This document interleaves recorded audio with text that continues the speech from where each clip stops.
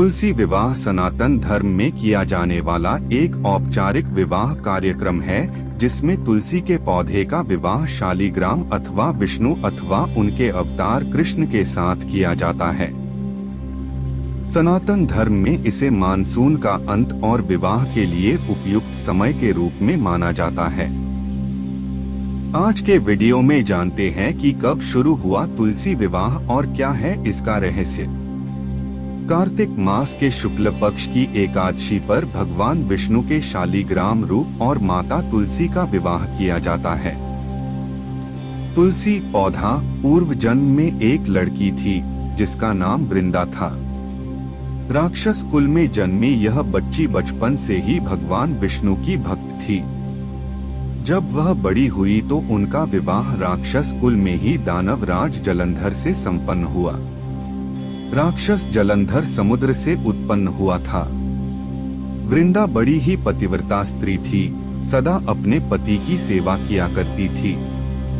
एक बार देवताओं और दानवों में युद्ध हुआ। जब जलंधर युद्ध पर जाने लगे तो वृंदा ने कहा, स्वामी आप युद्ध पर जा रहे हैं, आप जब तक युद्ध में रहेंगे मैं पूजा में बैठकर आपकी जीत के लिए अनुष्ठान करूंगी। जब तक आप नहीं लौट आते मैं अपना संकल्प नहीं छोड़ूंगी। जलंधर तो युद्ध में चला गया और वृंदा व्रत का संकल्प लेकर पूजा में बैठ गई। उसके व्रत के प्रभाव से देवता भी जलंधर को न हरा सके। सारे देवता जब हारने लगे तो विष्णु जी के पास पहुँचे और सभी ने भगवान से प्रार्थना की। भगवान बोले, वृंदा मेरी परम भक्त है, मैं उससे छल नहीं कर सकता। इस पर देवता बोले कि भगवान दूसरा कोई उपाय हो तो बताएं, लेकिन हमारी मदद जरूर करें। इस पर भगवान विष्णु ने जलंधर का रूप धरा और वृंदा के महल में पहुंच गए। वृंदा ने जैसे ही अपने पति को देखा तो तुरंत पूजा में से उठ गई और उनके चरणों को छू लिया। इधर वृंदा का संकल्प टूटा, उधर युद्ध में देवताओं ने जलंधर को मार दिया और उसका सिर काटकर अलग कर दिया। जलंधर का कटा हुआ सिर जब महल में आ गिरा तो वृंदा ने आश्चर्य से भगवान की ओर देखा, जिन्होंने जलंधर का रूप धर रखा था। इस पर भगवान विष्णु अपने रूप में आ गए पर कुछ बोल न सके। वृंदा ने कुपित होकर भगवान को श्राप दे दिया कि वे पत्थर के हो जाएं। इसके चलते भगवान तुरंत पत्थर के हो गए।